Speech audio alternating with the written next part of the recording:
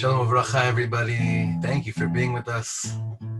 We got a great special shir tonight. And tonight's shir is sponsored by Chavi Khan and Simon Kaufman in honor of the birthdays of Serena, Julian, and Heshi Kaufman. Mazel tov, simchas, good news, only health. Good health and a lot of years of growth. And every moment of growth should just make you feel closer to yourselves. We love you guys. You're our mishpacha. Mazel tov, everybody.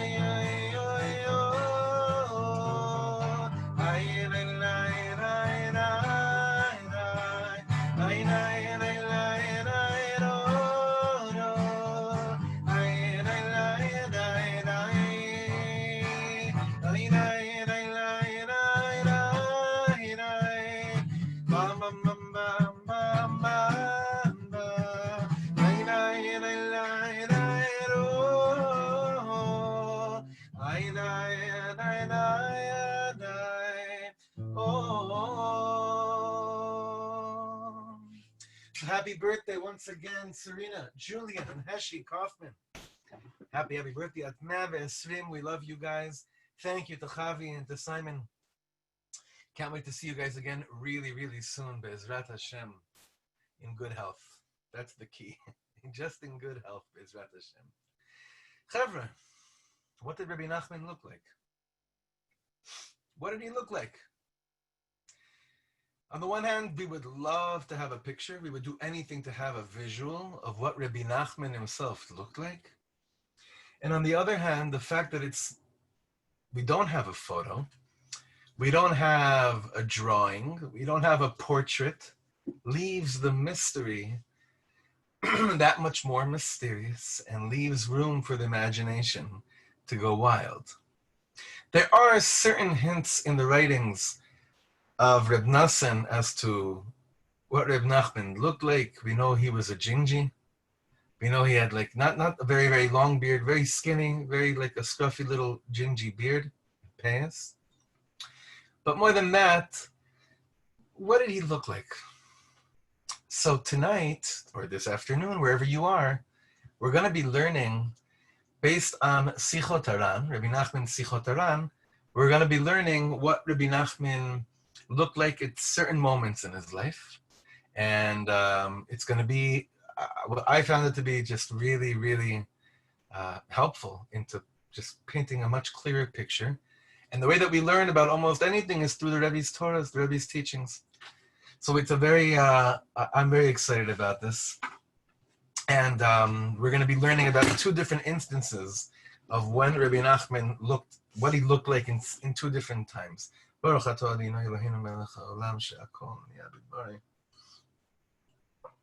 right, everybody.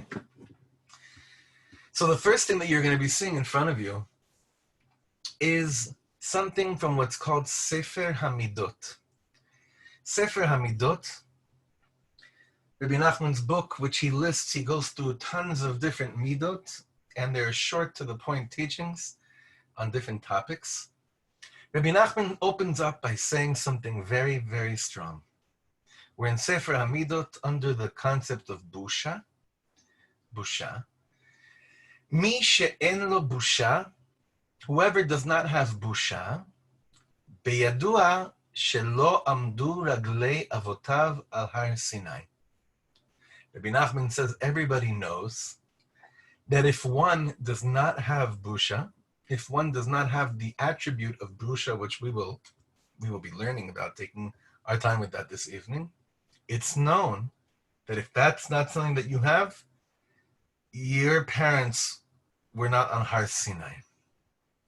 Which may be, again, it could be, I'm not sure, but it could mean that there's no Torah in your life. There's no Masorah in your life. Because if you had Masorah, if your parents, if your grandparents, if your ancestors were there and their hearts were open and they were receiving God's word and they'd be receiving the Torah, then that means it would have been transmitted, something of it would have been transmitted to you. And what it seems to be the case is that the obvious result in Kabbalat Torah would mean that you have busha, that you have this concept called busha. Now, what busha is very interesting, and it's also a little bit confusing, especially to those who know Hebrew. If you know Hebrew, so you know that busha means embarrassment. Itbayashti. Ani mitbayesh, you became embarrassed. So could it mean that Rebbe Nachman was saying over here that someone needs to have the midah of embarrassment? Is that what Rebbe Nachman is saying? And if you don't have the midah of embarrassment, if you're not embarrassed, again, whatever that means, if you don't have embarrassment, then you don't have Torah. What am I supposed to be embarrassed about? So maybe it doesn't mean dafka embarrassment. Maybe it means something else. I know that it's not that clear to you, the text that we have. I just sent it in another way. Shem, I sent it through email to see if maybe the text that I sent you now is a little bit clearer. If so, trust me, the clear text will appear on your screen when it does.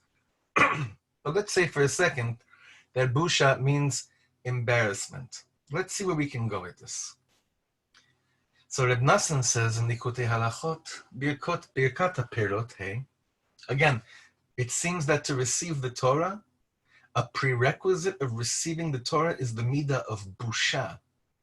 And we're trying to understand if busha means to be embarrassed, to have embarrassment, or it means something else. So Reb Nassan says like this in Likutei Halachot, Birkat HaPerot, hey. Bechol shana v'shana, צריכים להכין את עצמו מחדש לזכות לתשובה על העבר. Thank you, Shimon. Every single year, a person must prepare himself anew to merit tshuva, to have the zchut, to do tshuva over the past. ולקבל על עצמו מעתה לקיים את כל דברי התורה הזאת. In order to receive right now upon yourself, to kind of re-check in, re-sign up. To re-sign up to receive the whole Torah, Rebbe Nachman says, this happens every year. You got to do it from new. You have to prepare yourself. How do you prepare yourself to say, hey, I'm in, I'm taking it all on, I'm in? So Rebbe Nachman says at the end of the first line over here, Ve'ikar derech hatshuva hu al yedei busha v'shvichut damim. Sheishma bizyono veishtok. This is based on a famous teaching of Rebbe Nachman. The Iker Derech HaTshuva is through busha v'shvichut damim, which means over here, blood, doesn't mean that you murder someone, shvichut damim, it means that your blood, you let your blood boil, and you're full of embarrassment. Sheishma bizyono veishtok, that a person will hear his own bizayon, that a person will hear their own disgrace, and they will be silent. Rebbe Nachman says a person has to go through a certain process. This is a key cleansing process. A key cleansing process is when someone calls you out on on something that they feel you're wrong in. And the question is, do you burn? Does your blood boil, or do you let your blood just spill? Meaning, do you allow the person to just call you out on whatever it is and remain silent? By Rebbe Nachman, this is a very, very big thing. It's not that you go out of your way to look, to mock yourself, to look, to be embarrassed. But it's that life, if you're out there in the world and you're busy with any type of interaction with people, eventually someone will call you out on something. And the question is, do you run to all those justifications or go to that place in Gvura and saying, who do you think you are? Self-confident, I got to stand up for myself. Or do you allow yourself to simply go through it, hear it, and be quiet? This reminds me of many years ago. This is like maybe 15 years ago. I was driving up to the Klezmer Festival with Aaron Razel. We were performing a lot back then together. That night, actually, we were on different stages, but we were driving up, and I had a car. I drove him, but towards the end of reaching Tzfat, I got pretty tired, and I asked him if he doesn't mind, if he could take over the last hour, Mashu Kaseh. I just don't think that he told me that he didn't have a license. Whatever. So we get to Tzfat, and Drew's cop stops us right as we're getting into the place, close to the Irati class, close as we could get during the Tzfat Klezmer Festival. And the cop stops him, and he has no idea who Aaron Razel is. He says, even if he did, what would it matter? He stops him. He says, license and registration, please, right? So whatever it was, very fast, it became clear that we were in trouble, and the guy starts hammering Aaron and telling him, what kind of a busha are you? You're about to go and perform, and you don't even, how could this be? How could you be acting like, I'm sorry even saying this right now, actually, as I'm thinking about it. I hope he forgives me, Aaron, but it's a good reason why I'm saying it. I looked at Aaron. He was so silent. He looked at the cop. He was makabel everything he said. And then we started driving a few more minutes, and he wrote a nigun to these words. And it goes like this. Ishma bizyono veidom, oh, Ishma bizyono veidom.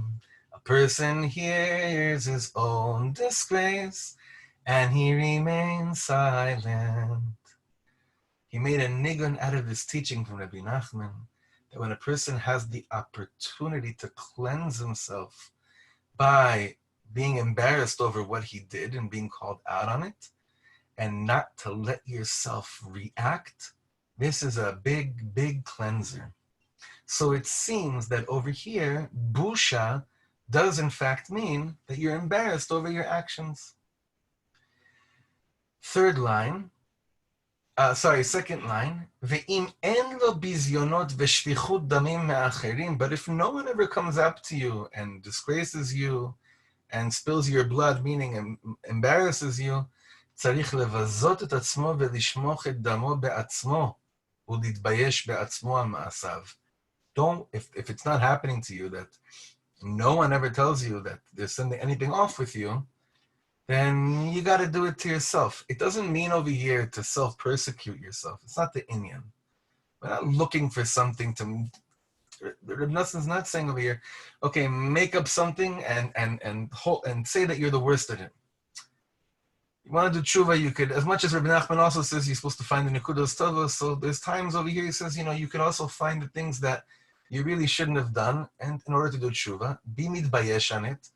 Don't try to justify it. Just let it go through you. וכמו שאמרו חז"ל, כל העובר עבירה ומתבייש בה, מוחלין לו על כל עוונותיו. Like Chazal told us, our sages told us, anyone that transgresses and allows themselves to have busha, meaning I don't try to run and justify what I did, but I'm okay with being present in this place of being embarrassed about what I did. The Chazal say you're forgiven over all your transgressions at that moment. Why? Ki habusha ikar hatshuva. A key element of tshuva is getting rid of negative self-pride. Negative self-pride means I don't regret anything I ever did because it brought me to who I am today. That's a very Western concept. That's not a Jewish concept. The Rambam explains in his beginning of Hilchos Tshuva that charata, regret, is a key component that must be part of your road of Tshuva. It has to be. So Reb Nachman writes over here, the busha is ikar tshuva, feeling embarrassed, being disgraced, even in your own eyes, is a key thing of part of tshuva. Busha zot, Reb Nachman continues, שסובלים חרפות ובושות ומתביישים על חטאם ואין להם פה לדבר, when you allow yourself to suffer from the busha and cherpa that you feel over what you've done, and you're just quiet, you don't try to give excuses. Rak domemim leHashem, you're just silent to God. Umeyachalim elav yitbarach, and you long, you cleave to HaKadosh Baruch Hu. So Reb Nachman ends over here and he says, Al yedei ze naaseh bechinat Adam. At that moment, you are considered a human being. You become what's called an Adam. You become a human, you become in line with the way that Hashem created the world. So again, we're learning this concept of busha, what busha means, in order to understand what Rebbe Nachman looked like, which we're going to see in a second. And it seems that up until now, busha means it's okay to be embarrassed over transgressions. God doesn't want you to constantly defend yourself. The Ribono Shel Olam waits for moments where you hear your own bizayon from somebody else, or you're able to tune into it if you're honest with yourself and you're not trying to blame the school you went to, the parents you grew up with, or the spouse you're with, or the children that you have. You're done with all of that and you're just, I should not have done that transgression, whatever it is. I should not have said that. I should not have acted like that. Just, I'm embarrassed. And I'm not trying to give excuses. Yishma bizyono yidom b'ishtok. Reb Nachman says that those moments of allowing busha to play a role in your life are the deepest cleansers. You know, this always brings us back to what we get to almost every time we learn Reb Nachman or the Piasetzner or of Kook, this midah of anava, this midah of humility. You just can't escape it. You can't run away from it. And we can sound like a broken record, but the truth is it constantly boils down to that. As long as I have an excuse as to why I acted in a manner that's not befitting a Jew, that's not befitting a human being, you're missing out on the whole purpose, on the opportunity that HaKadosh Baruch Hu gives you. And this is a very tricky thing in 2020. It's always been a tricky thing. But I think that it gets trickier and trickier because it's very hard for us to divide, to find the fine line between busha and holy self-pride. It's very difficult. I gotta dive in over this tremendously to try to understand, when do I stand up for myself? And when do I enhance the moment of being mevuzeh, of being humiliated? Not a simple thing. This is much easier said than done. This kind of Torah, that you hear your own disgrace and you're silent over it, it's very, very hard. Very, very, very hard. You got to cry over this for a long, long time. So this is one way of understanding what the midah of busha is. Now we're going to go back into the sefer that we've been learning from, and that's Sichot Aran, Rebbe Nachman's wisdom, and we're up to Kuf Samechet, This is note 168. So Reb Nassan says like this, when Rebbe Nachman spoke about himself, Gam siper migodel habusha shayalo. Reb Nachman used to speak. Reb Nachman used to talk about himself, about how much busha he used to have. Shaya mitbayesh me'Hashem yitbarach. He was so embarrassed from God. And now I looked at the translation here that Breslov Research Institute did. They used the word shy over here. He was shy from God. Now it could be usually if you're embarrassed, it could very easily be connected and intertwined with the concept of being shy. So either way, you understand it here. Reb Nachman said about himself, he used to have such busha before God. He would feel the busha on his own face. So this is such a deep thing. Reb Nachman says he used to feel so embarrassed from God, the same way that if you were embarrassed when a friend found out something really degrading about you, so by Reb Nachman, Hashem was his best friend, that's how he lived. He looked like he was embarrassed, like blushing, like it was happening right next to him. He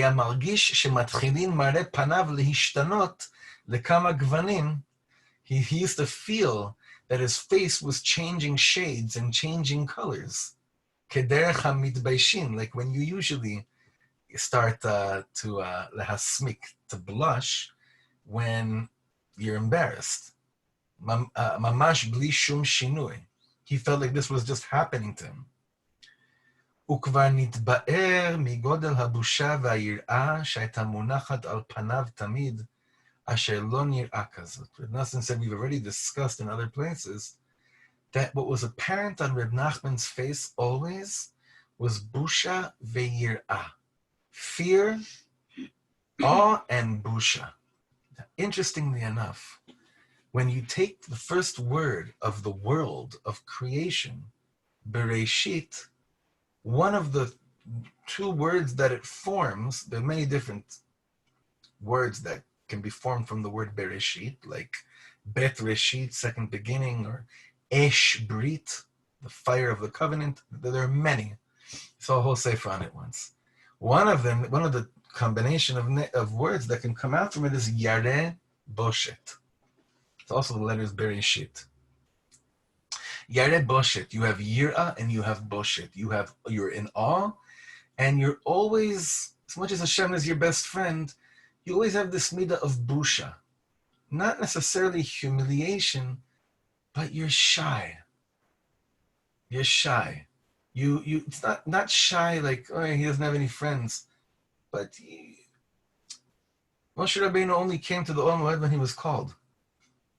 There's an Indian tip. Moshe Rabbeinu was probably the most shy person in the world. Shy on the level of humility, not shy on the level of lacking social skills. But Rebbe Nachman says it was known that on Rebbe Nachman's face, when you looked at him, this looked like a person that constantly had yirah and boshet all the time. And he brings here from the Chernobler, this is fascinating. The Arav HaKadosh Moreinu Harav Rabbi Nachum Zichrono Livracha MiChernobyl Ra'a Oto B'imei Ne'urav B'Kilat Medvedevka. So Rabbi Nachum Chernobler, he was one of the students of the Baal Shem Tov. He saw Rabbi Nachman when Rabbi Nachman was a kid, when he was much younger, in the Kehillah of Medvedevka. That's one of the places Rabbi Nachman resided in. And the Chernobyl said, Nitbahel me'etzem ha'yir'ah, otzem ha'yir'ah shaya al panav as. He said he was nitbahel, became frightened, or he became extremely moved by just looking at this young adult, Rabbi Nachman Breslover, looking at his face. And what did he say? Be'amar, shema shene'emar, leman tiyeh yir'ato al pnechem levilti tichtao, Ze ro'in bachush etzlo. It's brought down by Matan Torah, Shmot Chaf. It's the parshas of Matan Torah. It's brought down that Hashem's yirah should be on your face because it prevents you from transgression. So the Chernobyl says, Ze ro'in bachush etzlo. You actually see it. It's not just metaphorically speaking. You looked at Rebbe Nachman, and you saw there's yira on his face. So I was thinking a lot today about who do I know in my life that when you look at them, there's you could see mamish yira and busha. So you'd probably think that it's someone who's very small. It's someone that considers themselves to be very small. It's not dafka so. I think that, if I stop now and I think of Rav Yitzchak Ginsburg, I see so much yira. I also see busha on the level of being shy, but within it, I see the light of the yid of the Torah, b'schus Torah, and that's like the combination of all of the above brings it out in such a harmonious way. But I'm inviting you to just visualize, think of someone who you see on their face, there's yira and there's busha, and it's together all the time. And when you think of them, you probably are not going to transgress. I mean, I would never say this in front of the people that I'm thinking of, but if I think of Yosef Karduner, I'm this is what I get. This is what I get in my face. This yira and busha, this bereshis. Leman tiyeh yirasa apnechem levilti tichtal. Baruch Hashem, a lot of my chevre here in Efrat, the chevre here, the men, their eshes neshos chayil. You see sometimes couples that they have this midah together of yira and busha, and it doesn't mean they look humiliated. It just means they're always aware that they're in the presence of the Ribbono Shel Olam. Constant awareness, all the time. That's what Rebbe Nachman looked like. So however you could visualize and imagine that, that's the closest we can understand based on what the Chernobyl said and how Rebbe Nachman described what Rebbe Nachman said about himself when he was younger, that he was constantly embarrassed and ashamed before God, like you'd be ashamed from a best friend. We continue. Kuf Samech Tet, 169. Rebbe Nachman now gives a little bit more of an illustration of Rebbe Nachman on Shabbos. Ve'einav hayu me'iras kashemesh v'chayareach mamish. His eyes were glowing like the sun and the stars, mamish, literally. It's important to understand that when Rebbe Nachman Breslover says the word mamish, like the Alter Rebbe when he would use the word mamish, Rebbe Nachman is saying whatever illumination that you receive, that you imagine or that you've experienced or that you receive from the light of the sun or the light of the moon, that's really what was going on. His face, his eyes, the glow in his eyes. The glow in his eyes. Tonight is also another birthday. I hope I could squeeze in someone important here with all the Kaufman Simchas. It's my daughter's birthday, my third daughter, Ahava Tmima Katz.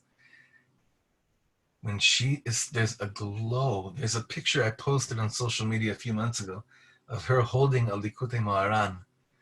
And she had this glow, these eyes of like, whatever you could have shown me in the world, the most beautiful sculpture, portrait, backdrop, view, nothing comes close to that glow that was coming off of my Ahava's face.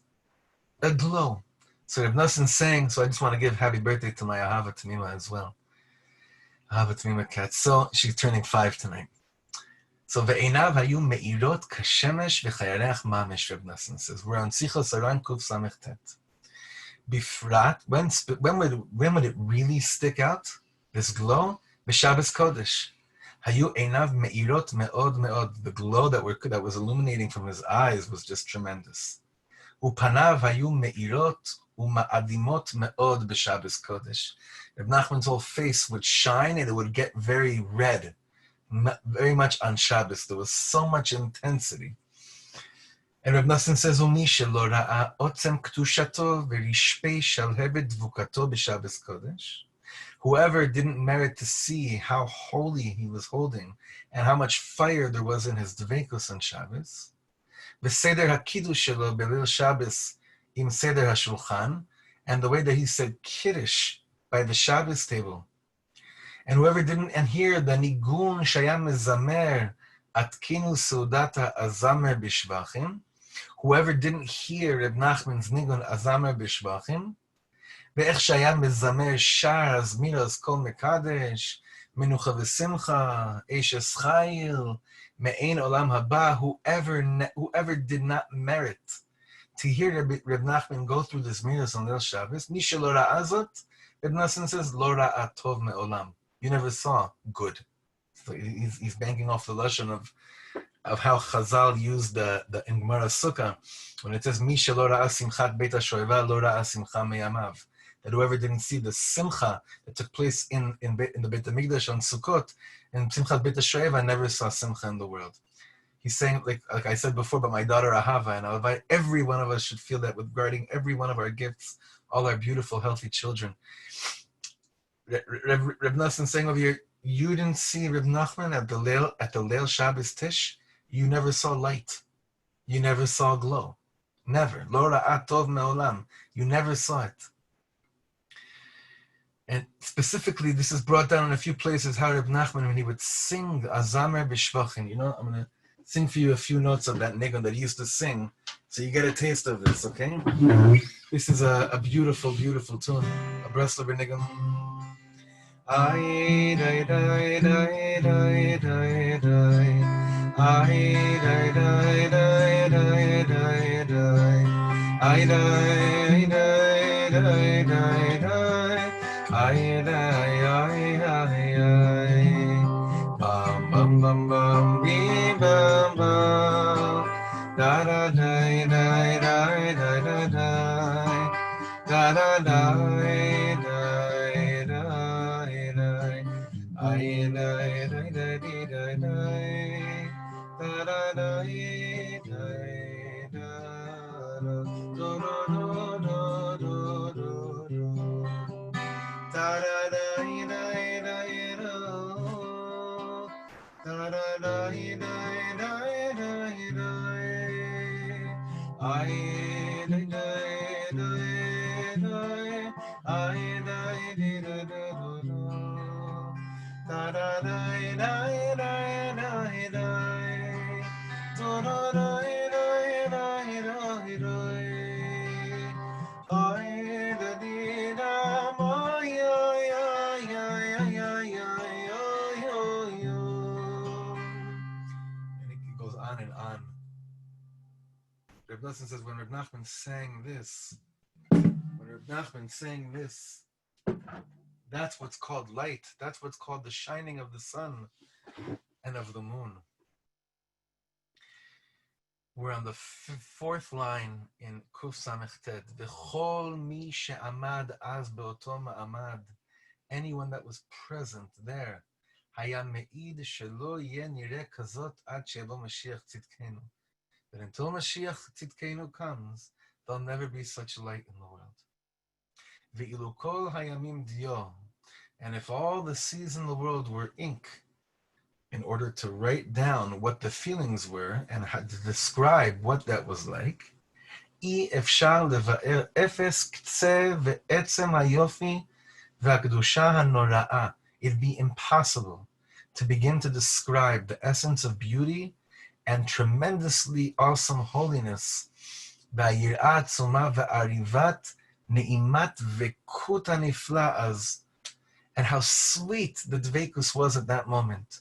Shaya az be'anava be'emet, that was truly taking place with such anava, with such humility. Asher lo nira kazot ba'olam, the world never saw such a thing. B'chol ze lefi tfisat da'atenu. All this is just in accordance to our limited perception. Milvad sitre nistarot shaya lo bazeh. And there were so many additional hidden and deep things taking place when Reb Nachman was doing this siddur, when he was doing this kiddush, when he was at the Shabbos, when he was singing zmiras.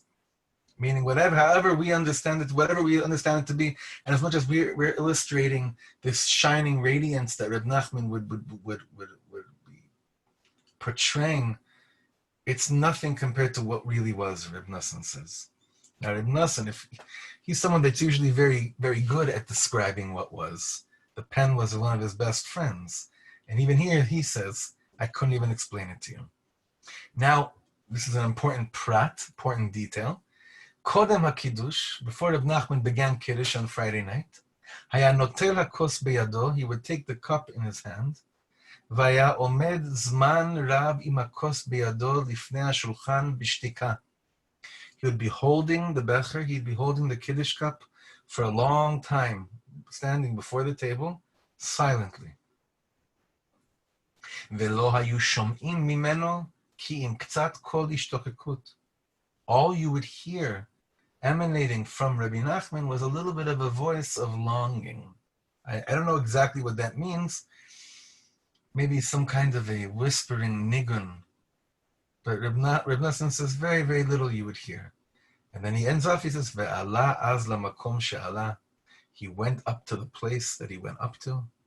Achar kach, and afterwards, achar sheshaha harbe me'od, after he was hanging out in the higher abode for a long, long time, patach piv b'ne'imut nifla. He opened up his mouth with tremendous sweetness, and he said, Yom HaShishi. So there's another piece. I didn't have it on this page, but it's mashlim. This is number 210. This is Reish Yud in Sicha Saran. I'm just going to read you the English over here. Rebbe Nassan says that the Rebbe said that anything he did in public was very difficult and required genuine self-sacrifice. He told us that before he began the first word of Kiddush, he literally felt as if his soul were about to depart. The same was true when he was ready to begin the first words of a lesson. It seemed as if his soul would depart with the first word. He said, when I am ready to express the first word, Yom HaShishi, I feel like I'm expiring. The Rebbe would never do such things as lead the congregation in prayer or read the Megillah or the Torah. He would not even call out the shofar notes to be sounded in Rosh Hashanah. The only public things he would do were reciting Kiddush, singing Zmiros at the Shabbos table, and revealing his lessons. And even these were very difficult for him. Even reciting the Kaddish on his mother's yortzeit was a very difficult experience for him. So this is very different from other tzaddikim, from other rebbes. By other rebbes, they act as like the Rav, the Chazan, the Shliach Tzibur, the Gabbai, they do the whole thing. For whatever their holy reasons are. It's not, God forbid, to say that anyone's doing something wrong. But by Rebbe Nachman, where he was at, and to bring that out into this world was like he said, it was as if he was about to expire. But this concept of the illumination of the countenance of Rebbe Nachman's face that was described so beautifully in this piece is how I want to end off. This is 3 lines from a piece in Likutei Moharan, Chelek Aleph Chav Zayin. It's the 27th teaching in Likutei Moharan. And in this piece, we're going to understand what is this, who merits to have such a face, such a shein punim. What it really means, really shining punim. Who merits such a thing? So Reb Nachman says over here, look at the bottom. Ki limshoch et kol ha'olam la'avodato le'ovdo shchem echad. In order to draw the whole world to come and serve God, everyone together. V'chulam yashlichu elilei kaspam u'zehavam. And everyone will chuck out their gods of money and their gods of gold. V'itpalelu el Hashem yitbarach levad, and they only pray and call out to God. Reb Nachman says, Zeh hadavar na'asa b'chol dor v'dor lefi hashalom shebador. In accordance with how much peace there is in every generation, that's how much there'll be a union of coming together and just calling out to Hashem, just based on how much shalom there is.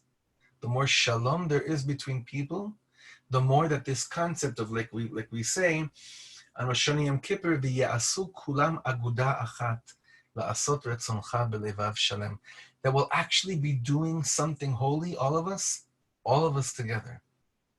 Ki al yidei hashalom sheyesh ben bnei ha'adam, vehem chokrim u'masbirim ze leze ha'emet. So to the extent that there's peace between people and they are delving deep into the sugya of emes with each other, al yidei ze mashlich kol ish et sheke elilei kaspo, each person chucks the sheke, the lie that you may have lived with, umekarebet atzmo lehaemet, and you bring yourself closer to emet. Rav Nachman ends off here and he says, "V'i efshar lavo libchinat shalom ela al yedei he'arat panim." And the only way that a person can come to this aspect of peace, of being a man of peace, a woman of peace, is only through what's called he'arat panim, which means, it means many things. Kabbalistically speaking, this is very much connected to what's called arich anpin. I'm not going to get into that tonight or maybe ever because I don't understand it at all, but I'm just going to try to bring it down to our level. Rebbe Nachman says over here, the only way you can come to this place of being a pillar of shalom, a pillar of peace, and causing others to want to discuss emet with each other, is when you have a shining face, when you have a countenance, when you have a shining countenance, when you have he'arat panim. Interestingly enough, the word for panim in Hebrew is the same word that means inside. Panim, right? Panim, face.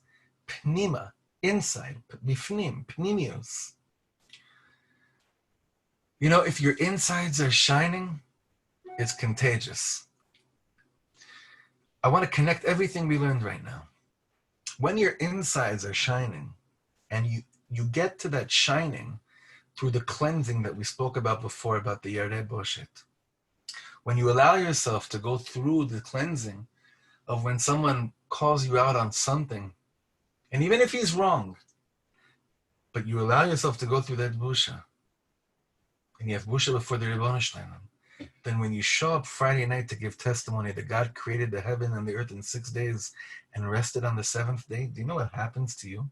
Do you know what you look like? You've completely removed the I, the me, the ego from you, and all you are is a clean vessel inside, but now the panim is shining out on what's on your panim. The panima, the deep cleansing you went through inside, is now illuminating off, bouncing off of your face. So Rebbe Nachman says over here, when you have merited the concept of he'arat panim, the illumination of the face, that is contagious. People want to be around it. And people are humbled by being in the presence of someone that has that. And what it causes is a beautiful togetherness and a desire to serve God, everyone together, in ways that couldn't have been experienced beforehand, which is more or less what it felt like when you were in Rebbe Nachman's presence, when you saw a person that lived with Yirah and Boshet, and when it came time for Shabbos to stand testimony about the creation of the heavens and the earth, that clean vessel began to shine out all the cleanliness, all the cleansing that would take place during the week. So this was just a little bit of a taste as to what Rebbe Nachman looked like. You can imagine that to yourself. You can see that in other people.